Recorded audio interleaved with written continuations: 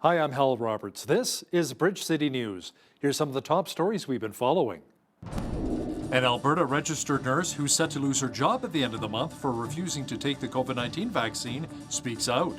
Premier Jason Kenney spoke out against ivermectin, saying he cannot understand why Albertans want to use it instead of a free COVID-19 vaccine. And a new indoor farmers market is coming to Lethbridge. We bring you details of the YQL marketplace. Your nation, your province, your southern Alberta. From the heart of Lethbridge, it's Bridge City News with Hal Roberts. Thanks so much for joining us. As we've reported on Bridge City News, the Alberta government asked Ottawa to bring in the military to help with the staffing shortages in our medical community as our province continues to deal with a fourth wave of COVID-19. Now, it's no secret that we have a shortage of both nurses and doctors. Now, to make matters worse, some in the healthcare industry are quitting since they refuse to receive the COVID-19 vaccine or being forced out of their jobs for not getting the jab. Katie Woodruff is a registered nurse and a case manager with home care here in Lethbridge. She too says she'll be losing her job at the end of the month for refusing to get vaccinated against COVID-19. So Katie, let me ask you something. Millions have already received the COVID-19 vaccine, and many believe getting the jab is the best way out of the pandemic. Why not just get the vaccine to protect yourself and your job? That informed consent is really, really important. It's always been nailed into us in school and throughout my career that informed consent is essential prior to any medical procedure, and you can't have informed consent when there is any sort of coercion or anything like that. And the main thing is body autonomy, which is fundamental to medical ethics. And I think that that's a really important thing to stand up for, because if we don't have body autonomy, we don't have medical ethics. Now, we already have a shortage of nurses here in our province. How much worse will things be with nurses losing their jobs, especially for those who work in the home care field like you do? I think we're already spread really thin, and we have been for a very long time. The population is growing, and we're not getting any more nurses. We're not getting any more positions. We're having to deal with a lot higher numbers in our caseloads than case managers previously would have, like 10, 15 years ago. It's really, really tough as it is to keep up with that caseload and to stay on top of everything. So even just having one or two people gone will make a significant impact. So Katie, will you look at a potential career change? What's next for you and your family? Potentially, I think I will have to look at getting another career, which is really unfortunate because I love nursing. I worked my butt off to get here. I did school full time and worked 2 part-time jobs as a single mom to get through school. So it's been a really hard decision, and I really hope that that's not what happens. Thanks so much for your time, Katie. Katie Woodruff is a registered nurse and a case manager with home care here in Lethbridge. Alberta Premier Jason Kenney says he does not understand why people want to take ivermectin, a horse dewormer, rather than a free and approved COVID-19 vaccine. Kenney made the comments during a Facebook Live event on Wednesday night. Our doctors, our regulators, Health Canada, in addition to the Food and Drug Administration, in addition to the European drug regulator, all of the major regulators around the world have not authorized this for a COVID-19 application based on the scientific data. And it would be outrageous. You're asking me why I'm blocking it? It would be outrageous for me to intervene and to tell all of those scientific and medical experts that they have to use a anti-parasitic veterinary drug on people where there's no for COVID, where there's no evidence to support that. Government health officials say 85.5% of Albertans 12 years of age and older have received at least one dose of the COVID-19 vaccine, while 76.2% have now been fully vaccinated. There are 14,218 active cases of COVID-19 in Alberta, with 1,027 in hospital with the virus, including 236 in the ICU. Val Olson has a background in broadcasting. She's also a content creator and a concerned Alberta mom. Val says it appears right now that our Premier, Jason Kenney, may be a little out of touch with Alberta families on a number of issues. He felt the government knew more than parents did when it came to their children. And this was shocking. I kept that 1 minute little blurb of him saying that, and I showed many people, and people were appalled. But when you look at it, when you have a premier who has absolutely nothing in common with most families, I mean, he's never been married, he doesn't have children, you know, he really doesn't understand what's going on inside of Alberta homes. You possibly couldn't. He's very unrelatable to women, unrelatable to men, because family is so foundational. Val Olson also homeschools her children and will discuss the pros and cons of homeschooling in today's environment. And that interview is coming up later in our newscast. The Alberta government announced that its vaccine passport system will remain in effect until sometime in 2022.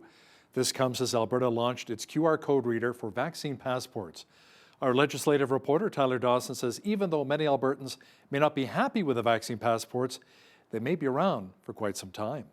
That was announced this week, but sort of the other side of this is how long is this going to go on for? Because of course it's been controversial in some parts of the province and among some populations. So it does seem like it's going to be going on until winter. And the premier basically said that, look, you know, when we get out of this wave, you know, we're looking at Christmas, we're looking at colder weather, people are going to be indoors. So it's, you know, still kind of a tenuous time. We're not really sure how it's going to go. So we're going to, you know, err on the side of caution and keep this system in effect for now. So it's a bit of a, you know, an open-ended end date for the vaccination passport program. Mr. Dawson will also discuss how Drew Barnes, the independent Medicine Hat Cypress MLA, is thinking of launching a new rural Conservative party. That Q&A is coming up after business news. A member of the Conservative Party of Canada's National Council and a man who spearheaded an early review of Erin O'Toole's leadership has been suspended. Bert Chen began an online petition to collect enough signatures in hopes the council would hold a referendum before 2023. Chen says members felt O'Toole betrayed the party's values when it came to spending and a consumer carbon price on fuel. In a Facebook post, Chen calls his suspension a way to silence Conservative members that have lost confidence in the leadership of Erin O'Toole. Party President Rob Batherson says that the up-to-date 60 suspension follows complaints the party received about Chen's conduct, which is being investigated. The option of having to vote for an Alberta Senate candidate will be on the ballot next Monday for the upcoming municipal election. Senate candidates are voted in, but it doesn't necessarily mean that the candidates will be chosen by Ottawa. Right now, the Trudeau Liberals have the final say in the matter. Pam Davidson is running for the Conservative Party of Canada for the Alberta Senate seat. She has a small business on her family farm and is an advocate for freedom of speech. She also strongly advocates for religious liberty, property rights, and responsible spending. She says if she's elected and appointed, she would push hard for a stronger voice for Alberta agriculture at the federal level. There's been lots of different agriculture issues throughout the province. I know down south they would like to bring in a manufacturing for beets, and that's one thing that's important to them. In central Alberta here, or a little bit further north, they're wanting to bring in more manufacturing that we will keep in Alberta for producing our own food, such as strawberries. That's one big thing that I talked to some people about. I think our whole province really needs to concentrate on keeping manufacturing in Alberta and creating those jobs for Albertans.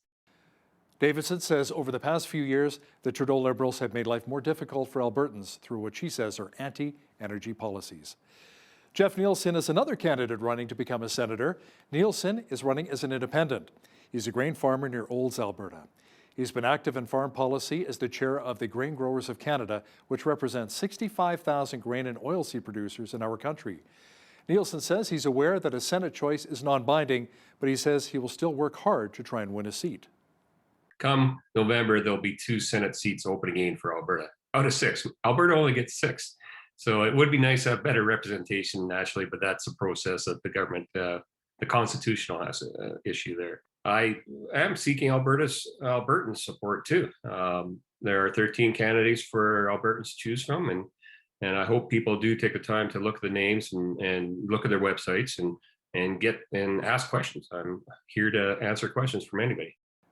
Nielsen says he will push for independence, rural representation, inclusion, and diversity. He says if he's elected, he will only remain a senator for 10 years. Medicine Hat, Alberta will play host to the Special Olympics Canada Summer Games in the year 2026. Now, while it marks the third time Alberta will host a Special Olympics Canada National Games, organizers say the growing city of Medicine Hat also boasts a history of highly successful events, including the Special Olympics Alberta Provincial Games.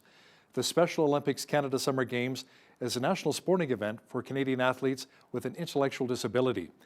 Medicine Hat was set to host the 2022 Games before they were cancelled due to COVID-19. October is Sexual Abuse Prevention Month. The CHINOOK Sexual Assault Centre is looking to raise awareness surrounding child sexual abuse. The centre has seen an increase in the amount of cases that have been reported here in Alberta. The Lethbridge Centre helped support 83 kids in the past year, ranging in age from 2 to 17. We work with children and their families to help do some system navigation. So that means, assisting them with reporting instances of abuse, access to counseling, referrals that way, and we do court preparation and accompaniment. As we prepare to open our Child and Youth Advocacy Centre, the supports will look a little different. And part of that is because we will be working with a lot of our community partners to offer all our support services in one place. The new Child Advocacy Centre is currently raising money and has so far collected close to $120,000. The current goal is to raise over $630,000 for the centre. The Lethbridge Farmers Market wrapped up over the weekend, but don't worry if you weren't able to attend. A new year-round indoor YQL marketplace is set to open this weekend. This is the first year-round market to open in our city.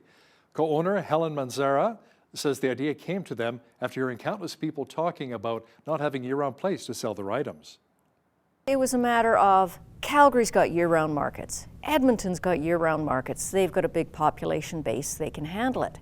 Red Deer opened a year-round market. And we were thinking, if Red Deer with their population size, which is similar to Lethbridge, can have a year-round market, why isn't there one in Lethbridge? So that's where the idea finally solidified in coming forward with this endeavor of year-round market. Anything that you find at a farmer's market, so that would be your fruit, your veg, your baking, your handicrafters, will be in this market. We are having a growing number of vendors coming to the market, so there will be a different vendor in every time you come through the door. The market is located in the old Salvation Army thrift store on 3rd Avenue South. It's open from 11 a.m. till 7 p.m. on Friday, Saturday 10 till 6, and Sunday noon till 6. Proof of vaccination will not be required, but masking is still mandatory. Lethbridge College is pressing play on esports competition for the upcoming 2021-2022 season. With the popularity of esports on the rise, the college has launched initiatives to promote gaming at the competitive, recreational, and community levels. Esports aligns with the college's history of adopting leading-edge technologies and creating a welcoming environment for students. Lethbridge College instructor Alison Secor says serious gamers will have opportunities to take part in the Canadian Collegiate Esports League, which will feature competitive teams from nearly 20 post-secondary institutions from across Canada. Last year was a bit of a pilot. We were testing the waters. This year we're kicking it off with intramurals. So that started just a couple of weeks ago. And Monday, Wednesday, Friday, students can come in, play various games, play for prizes, just sort of play for fun. And then in the next few months here, we're looking into actually a varsity program. So it'll be intercollegiate. We'll play in various leagues against other schools and things like that. And it'll actually be part of our Lethbridge College Kodiak. Competitors will compete in a variety of games such as Rocket League, League of Legends, and Super Smash Brothers. Saskatchewan's NDP leader, Ryan Miley, wants to know why his government has not asked Ottawa for help as the province's hospitals struggle to deal with COVID-19 patients. He says Premier Scott Moe should follow Alberta's lead and request some critical care nursing help. The Saskatchewan Health Authority says they're preparing to send some of their critical COVID-19 patients to Ontario. Transfers to Ontario could begin this week on admissions to intensive care units. The province recorded its highest single-day COVID-19 related death toll in almost a year on Wednesday, with 11 more deaths related to the virus. The Manitoba government won its appeal of a lower court ruling that found its controversial public sector wage freeze was unconstitutional. The decision was a blow to labor groups that represent 120,000 civil servants. It overturns last year's Court of Queen's Bench ruling, which found the government's wage freeze legislation was simply unconstitutional. The bill called for 2 years of wage freezes, followed by pay hikes of no more than 0.75% and 1% in the third and fourth years of any new public sector agreement. Labor groups say they are considering an appeal to the Supreme Court of Canada.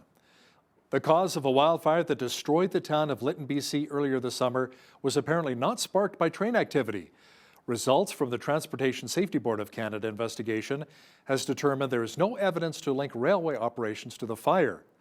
The TSB conducted significant investigative research to determine if there was a definitive connection between railway operations through Lytton, of which no link has been identified. The wildfire remains under investigation by BC Wildfire Service and the RCMP. A wildfire that is raging through a Southern California coastal area has been threatening ranches and rural homes. The fire-scarred state faced a new round of dry winds that raised the risk of more infernos. The wildfire is covering more than 24 square miles, with around 1,300 firefighters battling the blaze. Fire officials say the changing winds have been making things very challenging.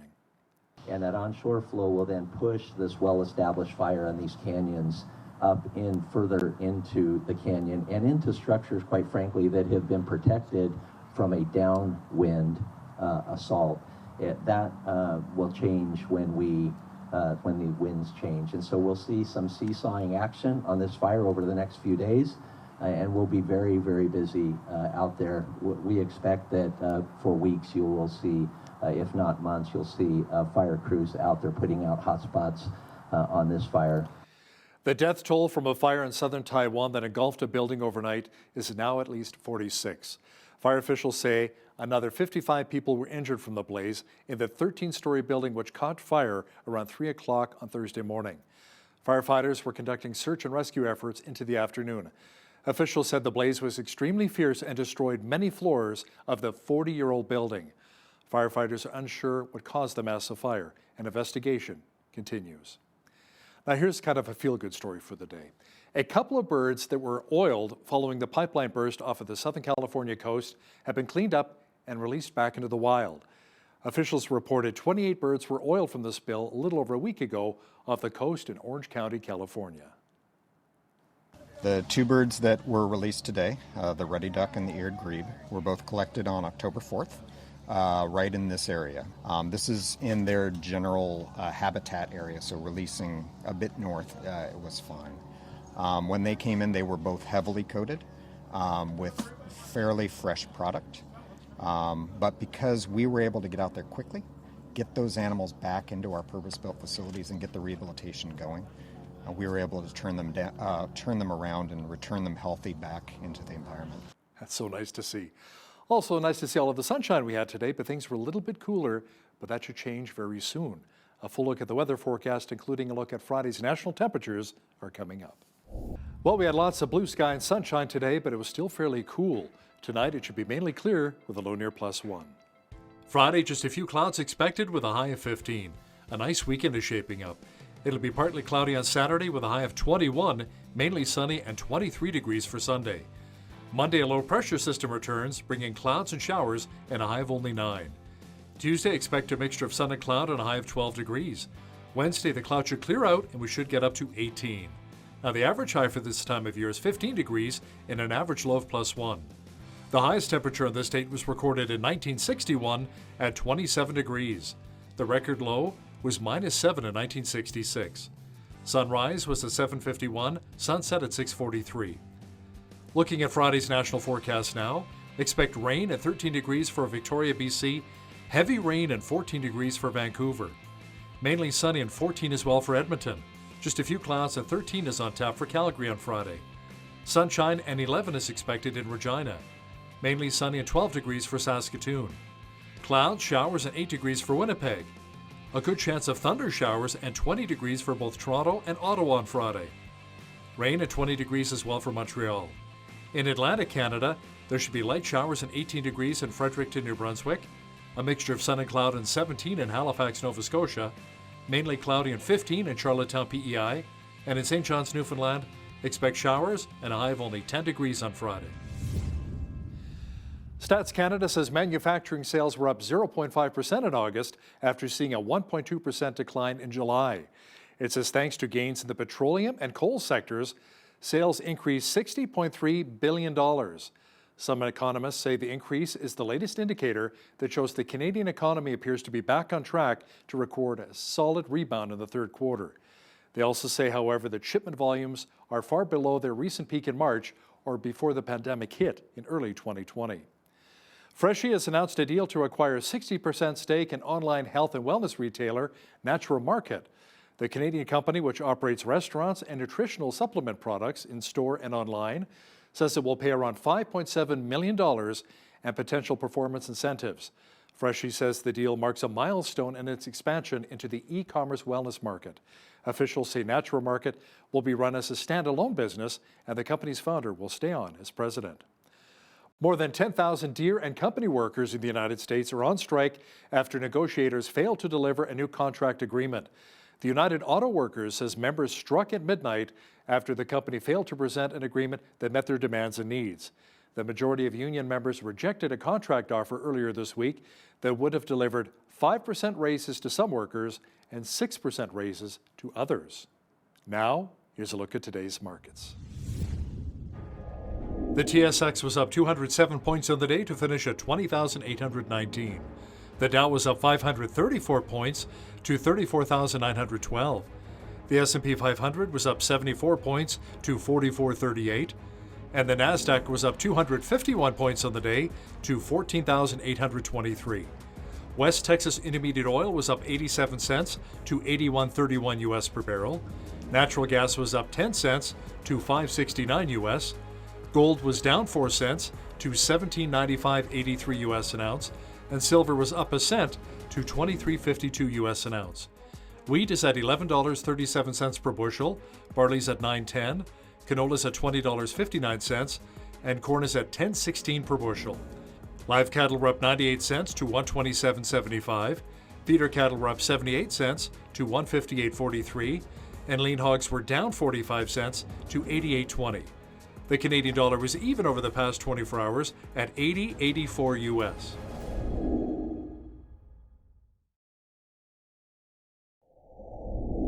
Recapping one of our top stories this hour, a member of the Conservative Party of Canada's National Council and a man who spearheaded an early review of Erin O'Toole's leadership has been suspended.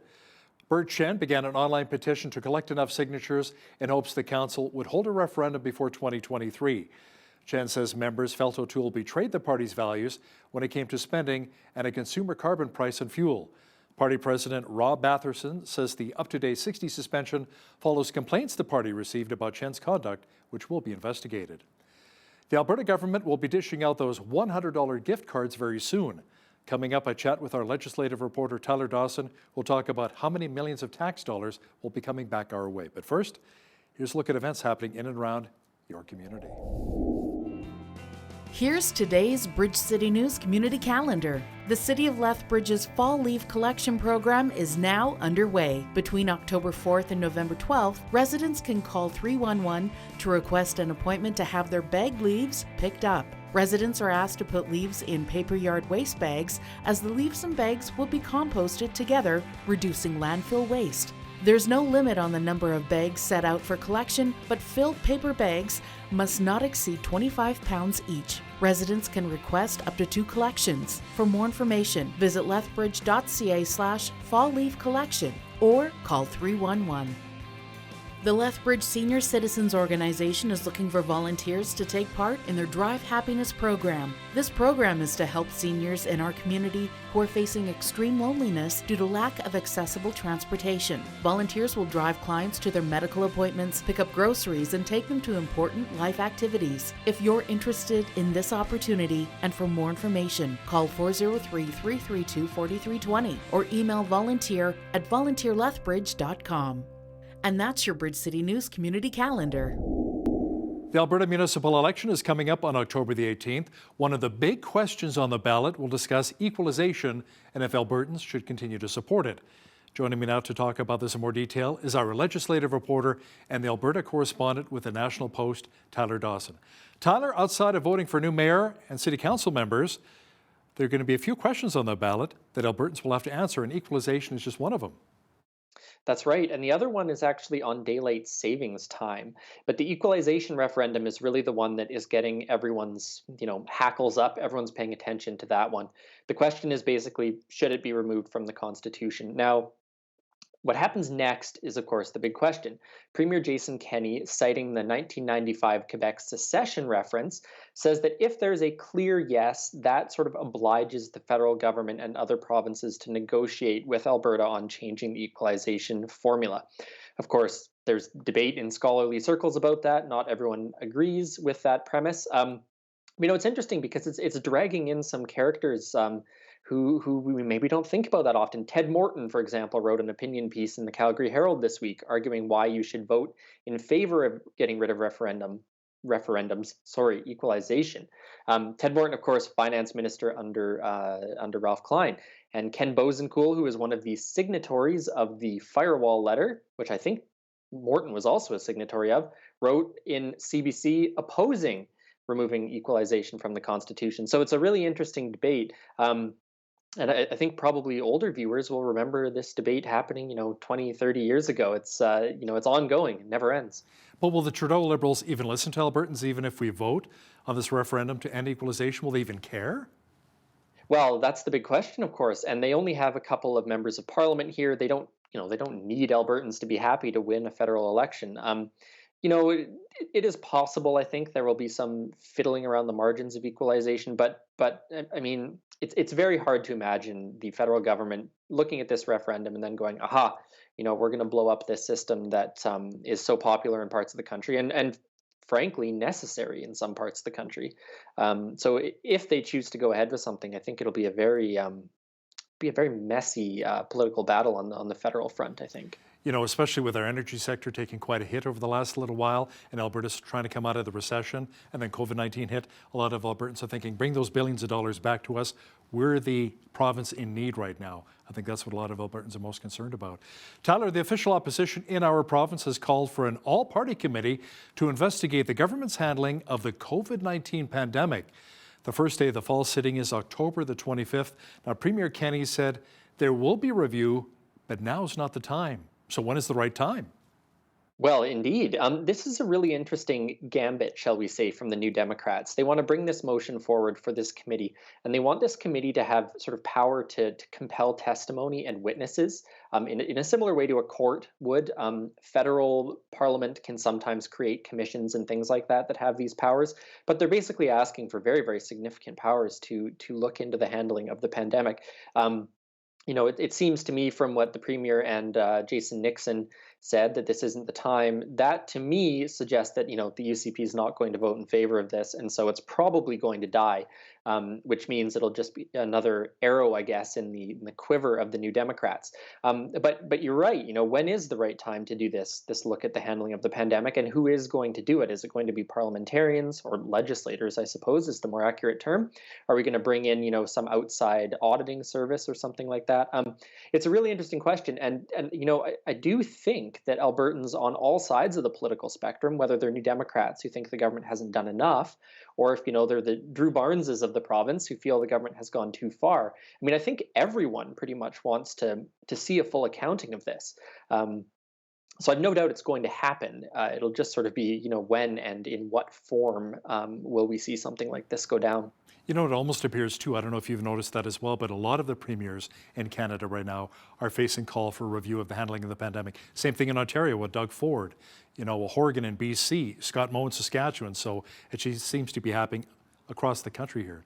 Now, Tyler, the Alberta Teachers Association and the Alberta School Councils Association have teamed up for a new ad campaign against the province. They're not happy. What are they protesting? Well, they're certainly not happy. They are not happy about the education curriculum, the social studies draft curriculum that we've talked about before. That's been very controversial. And they're also upset about classroom size and funding. And so they're creating this ad campaign around it. Sort of the usual set of complaints, shall we say, from the teachers' unions. And Adriana LaGrange, the education minister, hit back on social media on Tuesday night, I believe it was, saying that they're distorting the facts, that Alberta actually spends like $8.3 billion on education and things like that. But this education curriculum thing is really sort of simmering in the background here, and it is, helping form a lot of these grievances, I think. And of course, there's the pandemic and how that's being handled in schools that's playing into this.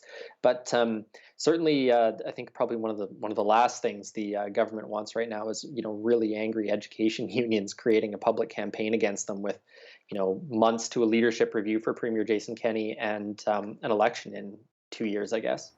Let me ask you something. When it comes to Premier Kenney, and if the UCP decided, you know what, maybe it is time for a new leader. First of all, I seriously doubt that Kenney's going to resign or step down. Who would be strong enough, though, to take on Trudeau and the federal Liberals? I mean, Kenney's really the strongest candidate that the UCP has. Like Travis Taves, maybe? Forget Trudeau and the Liberals for a second. Whoever it is needs to defeat Rachel Notley coming into the next election. And of course, she's polling at 55% support right now, which is, pretty substantial for an opposition leader. But you're right. I mean, who is it? A lot of the people who are in the government right now are going to have to wear the handling of the pandemic to some extent. I mean, it probably cannot be Tyler Shandro because he's also been very unpopular.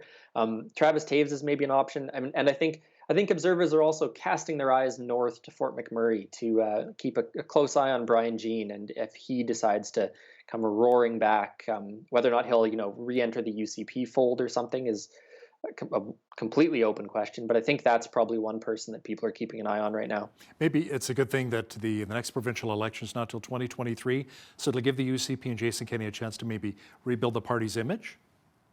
Yes, certainly they are going to need that time. If Jason Kenney sticks around, they're going to have to try and deliver on some of the promises that they haven't managed to yet, and sort of rehabilitate him to some extent, I think, going into the next election. And then, of course, if they need to pick a new leader, they also now face this issue of they need to make sure this person is known to Albertans, that there's name recognition, and find a way to sort of, if they decide that Jason Kenney is too toxic and they have a new leader, then they need to somehow create this image around this new leader that is, sort of separate from the government's handling of the pandemic. So it's, I think no matter how you look at it, a challenging brand exercise is ahead of the UCP in the next 2 years. Here might be something that'll help the UCP regain a more popular image. Those $100 gift cards, that'll begin dishing out for those who got the jab. And Tyler, apparently the payout's around $15 million. I guess this is one way of getting some taxpayers' money back. Oh, there you go. Yeah, think of it as a rebate program. I got mine too early, so I never got my gift card. But maybe some Ralph bucks will be coming in the mail. But yeah, $15 million is what the total cost is looking like for this. The program ended Thursday night, and so after that, it's cut off, and people will no longer be eligible. And they saw some uptake in vaccinations after the gift cards were announced. But if you look at the day by day, blow by blow of the number of vaccinations that were received, it was actually the vaccine passport system that came in that really, really ratcheted up the number of vaccinations that Albertans have received. Yeah, let's talk a bit about that vaccine passport for just a moment here. It remains in effect until sometime next year in 2022. And this comes as the province launched its QR code reader for vaccine passports.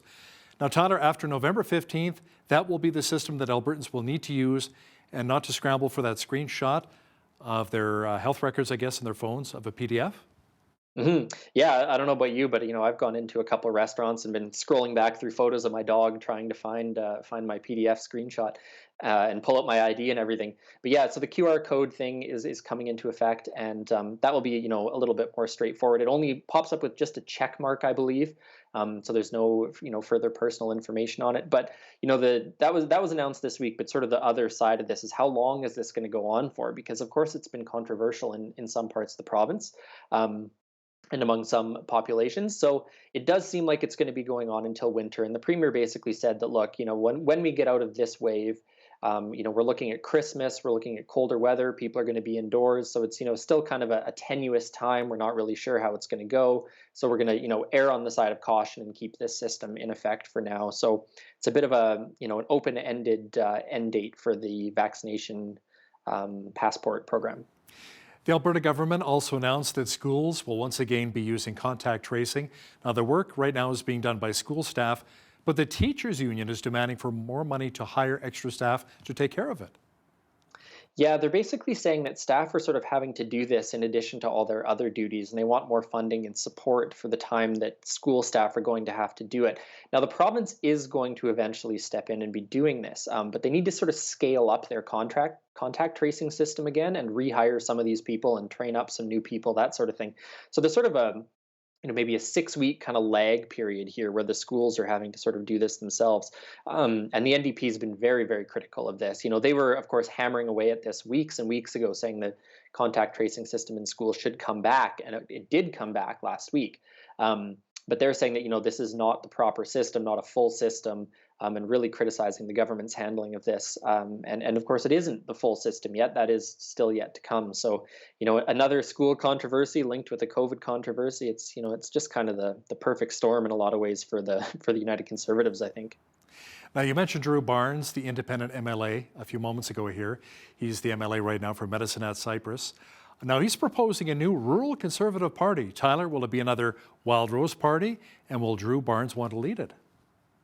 Well, that sort of seems to be the idea, that it'll be another Wild Rose party. Maybe not that Mr. Barnes wants to step up and take over leadership. The idea is basically that the values and the promises the UCP were built on have been sort of subsumed by the demands of urban Albertans, is basically the gist of his argument here.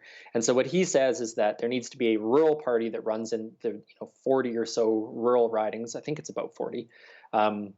In the province to really push rural issues in the legislature. So it's an interesting proposal, I think, because if you look at the sort of seat breakdown and imagine this new party shows up and takes, I don't know, let's say 20 seats from rural Alberta from the UCP. Then the UCP has however many, and then the NDP. I mean, all of a sudden you have a pretty fractured 3-party legislature, which hasn't been the case for quite some time since the full collapse of the Alberta Liberals.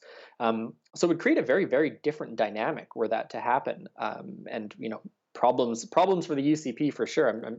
I imagine the NDP would be rubbing their hands happily in their back planning rooms. But we'll have to see if it happens. But it's interesting that Drew Barnes made this proposal because it's something to watch, because there have been other parties that have popped up. Of course, we had the Maverick Party that ran in the federal election.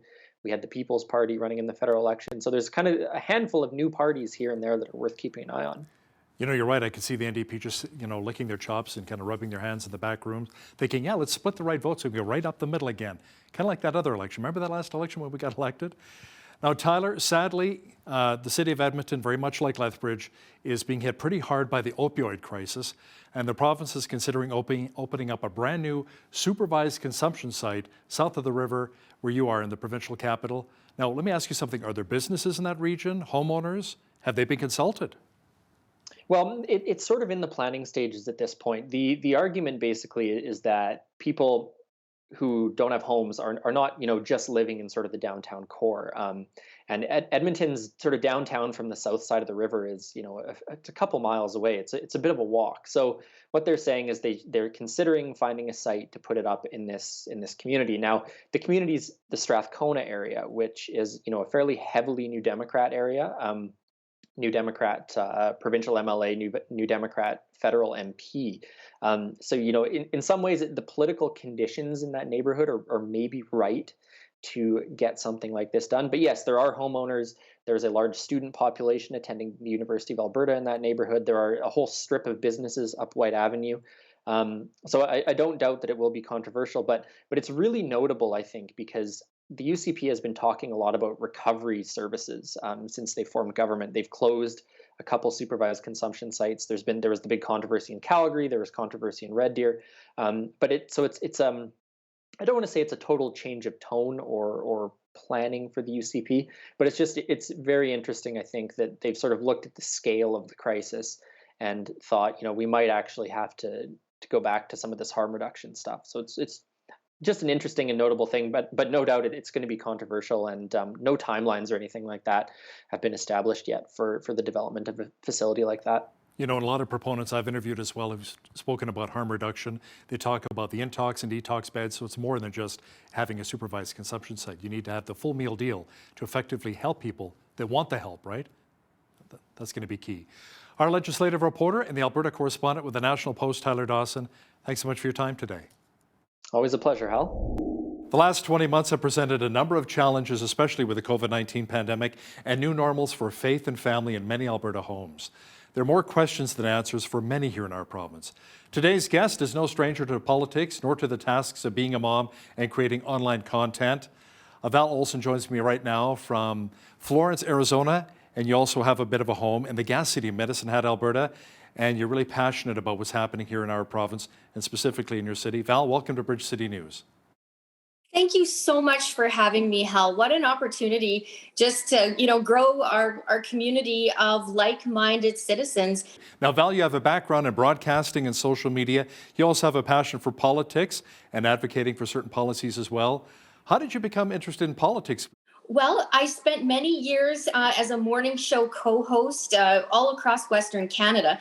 Medicine Hat is where I hang my hat, so to speak, and where I really would describe it as becoming politically woke.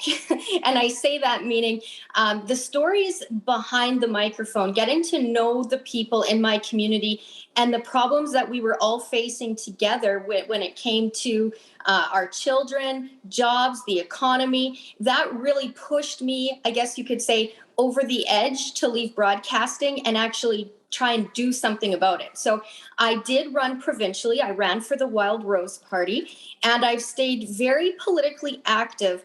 But where I get more involved now is with moms and families and talking about strategies to actually impact the family in a positive way and being able to do something to make our family units and the home units stronger, not relying on politicians to fix all the problems, but figuring out what we can do to make a difference. So how do you get more moms engaged so they get involved in politics at a grassroots level? Great question. It's not very hard. I really can't leave my house, to be honest, and not run into somebody I know. So whether that's at the park, whether that's at a homeschool get together, or in my case, I kind of had a shoe in because before I left mainstream media broadcasting, I had been in over 30 schools over the course of 18 months. So when you get into that many classrooms, you tend to know everybody. Or if your kids play on sports teams, you can't go anywhere without, bumping into people you know. And one of the top things I heard from moms, they would approach me and say, I feel like you're a voice for me. I could never do what you do when it comes to, talking about those political issues. I'm not very smart when it comes to politics. And I would always stop and say, it has nothing to do with being smart. You're being made to feel like you don't know enough, and we need to grow your confidence. So let's talk about politics, right from the comfort of our homes. So I started hosting Zoom meetings. I started doing FaceTime meetings. I'd meet with different churches. I'd get involved wherever there were groups of people, and I would just plug them into the issues. So, it really truly is grassroots. So Val, what do you see are some of the bigger issues the Medicine Hatters are facing right now? Well, one of the top issues, talking to some families in Medicine Hat, is they're starting to gather in barns to attend church because of the policies that Jason Kenney, who I often refer to as a fake conservative, because a true blue conservative would never pull the punches or the bullying mechanisms that this premier is doing. And it's like unheard of in other parts of the world. I'm talking to them about what it's going to feel like in the cooler temperatures being in barns in southern Alberta to worship. So that's a top issue. Also, obviously, just the bullying mechanisms that are coming down, the fear tactics that are happening to families being forced into should they vaccinate. That's another one. I've often said, I'm pro-vaccine choice. And every politician I'm going to support needs to say that message. I support, pro-vaccine choice, which means very much that it's up to the individual to choose what's best for them. And if you can't find a politician that's willing to have that type of conversation with you, then there's a problem. So those are two of the top issues that I'm talking to Hatters about right now. So how do you respond, let's say, if the government says to you, look, Val, we're just looking after your and your family's best interests about getting vaccinated so you can go out and go to movies, you can travel, and you can be protected from the deadly COVID-19 virus. So how do you respond to that? They're just looking after your best interests. First and foremost, I thank you. I thank the government for caring about my well-being. That makes me feel warm and fuzzy. But I have children and I have a family to take care of. And it's important that I take care of my children. And I don't know about you, Hal, but what if I gave you a size extra small women's petite t-shirt to put on? Would it fit you? Probably not. Maybe not. And that's the point. When it comes to, one size fits all, I mean, that's silliness. That's not only silliness, it's bullying to say that a one size fits all just works for everybody. Everybody is different, right? We can't just make a blanket policy and ram it on down. That's not how life works. We're all made up of different, some of us might be allergic. Some of us might have a pre-existing health condition. I mean, it's what's the word I'm looking for? It's great that the government wants to come out with a one size fits all approach, but we, the people, do know that we're all different. Every family is different. And everybody's reason for taking the vaccine or not taking the vaccine is a personal individual choice. And I very much agree that this is a no-brainer for politicians. They can take whatever position they want. They can be like me and be pro-vaccine choice. And that's a very bulletproof statement to say that. It means that you support vaccines and you also support choice. And that's what every politician needs to be saying right now. The ones that are seeking re-election, because as we know, the majority of people, and I mean, I'm talking to lots, not tens, not hundreds, not thousands, tens of thousands of people that are just like me. They're like-minded. They care about their community. They care about their neighbors. They care about people that they're electing. And they're all saying the same thing. I am going to make my own individual choice. I don't need the government to regulate my morals.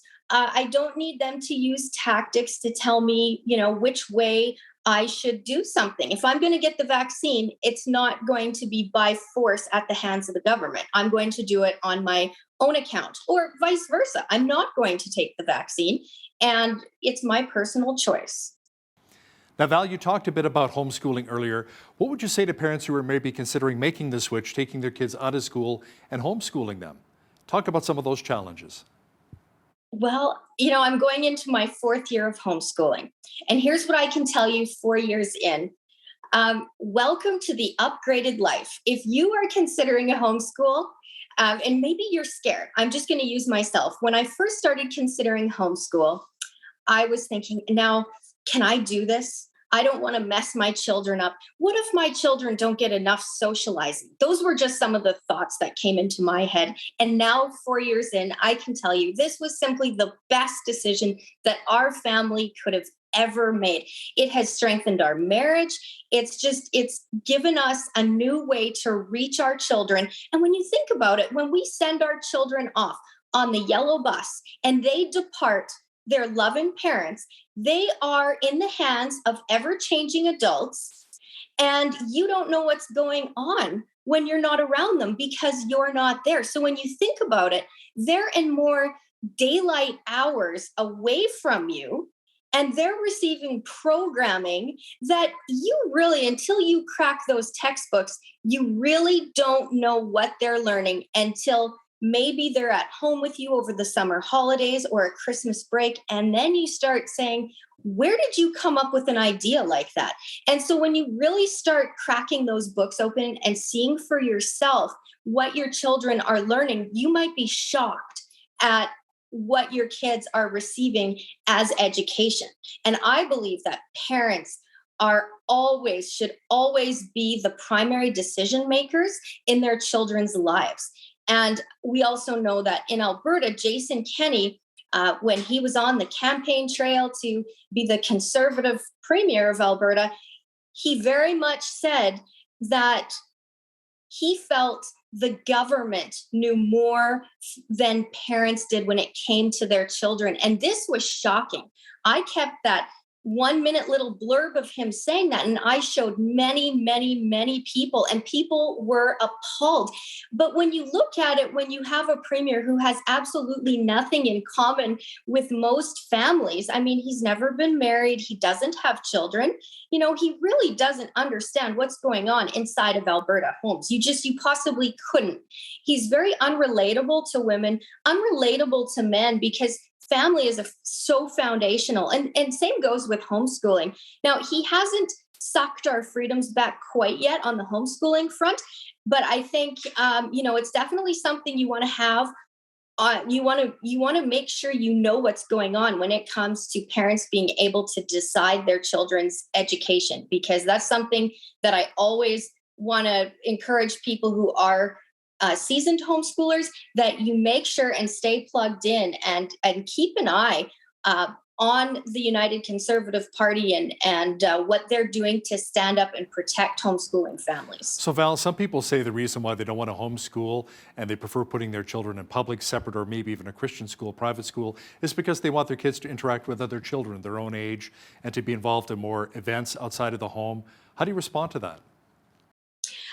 That's a great statement, because I felt the exact same. I understand what that feels like. In fact, before I got into homeschooling, I kind of looked at homeschoolers as maybe a little off, maybe a little weird. And now look at me. Here I am. I've got children ranging in age from 4 all the way to 16. We homeschool all 3 of our children.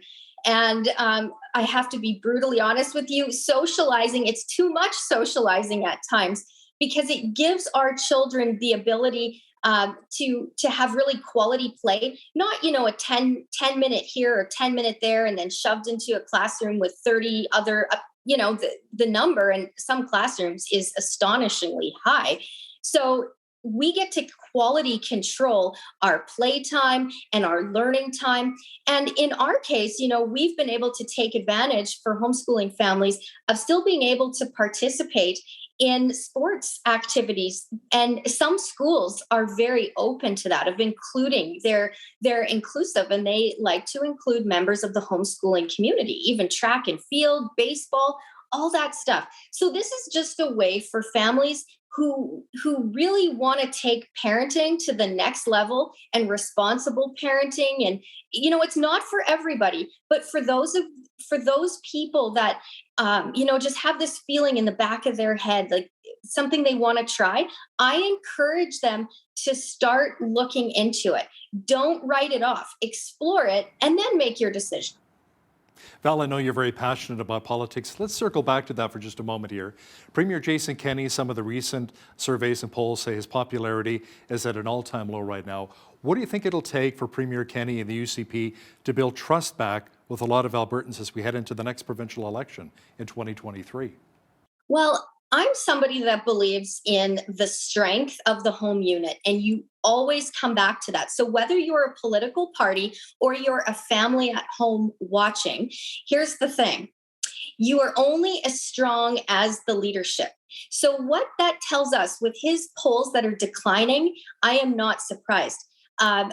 I see a side of him. He lacks boldness. He lacks courage. He's very cowardly on family issues. In fact, I would go so far as to say that he is the most anti-family premier in the history of Alberta when you look at the freedom-sucking policies that he's pushing.